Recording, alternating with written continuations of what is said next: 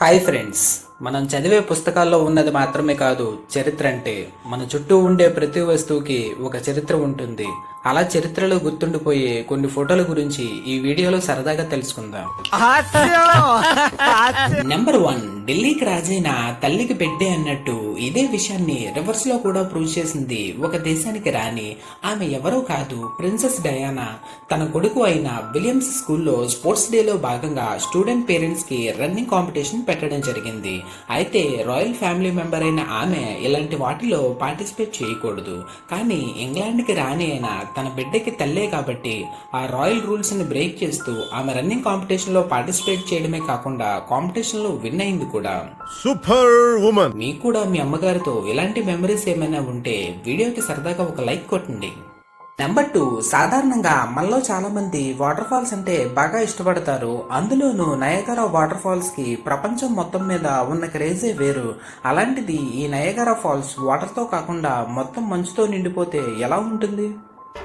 ఆ ఊహ ఎంత బాగుందో. బట్ ఇది యాక్చువల్గా ఊహ కాదు, నిజంగానే జరిగిన సంఘటన. 1911లో ఈ వాటర్ ఫాల్స్ లోకి చాలా ఎక్కువ మొత్తంలో ఐస్ బ్లాక్స్ అనేవి చేరిపోవడం వలన అక్కడ ఉన్న టెంపరేచర్ అనేది బాగా డౌన్ అయిపోయి ఇలా మొత్తం ఐస్ లా ఫామ్ అవడం జరిగింది. నెంబర్ 3, ఇప్పుడంటే స్మార్ట్ ఫోన్లు వచ్చిన తర్వాత ఫోటోలు, సెల్ఫీలు, ఇన్స్టా రీల్స్ అనేవి బాగా పెరిగిపోయాయి. కానీ ఎటువంటి స్మార్ట్ ఫోన్స్ లేకుండానే ఆల్మోస్ట్ 100 సంవత్సరాల క్రితమే జపాన్లోని ఒక కపుల్ సెల్ఫీని తీసుకున్నారు. అది కూడా మిర్రర్ ఎదురుగా కెమెరాని ప్లేస్ చేసి మరి. అబ్బా, ఏం వాడకమయ్యా అబ్బో. నెంబర్ 4, మనకి ఇండిపెండెన్స్ డే లేదా రిపబ్లిక్ డే రోజున కొన్ని స్పెషల్ ఈవెంట్స్ చేస్తూ ఉంటారు.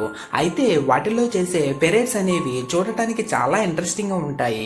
కానీ ఆ పెరేడ్స్ జరుగుతున్నప్పుడు వాళ్ళకి ఇచ్చే ఇన్స్ట్రక్షన్స్ అనేవి చాలా స్ట్రిక్ట్ గా ఉంటాయి. ఈవెన్ ఆ గ్రూప్ లో ఉన్న వ్యక్తి పడిపోయినా సరే ఆ పక్కన ఉన్న వ్యక్తి అదే పొజిషన్ లోనే ఉండాలి. మంచి మంచి కట్టుబాట్లు సార్.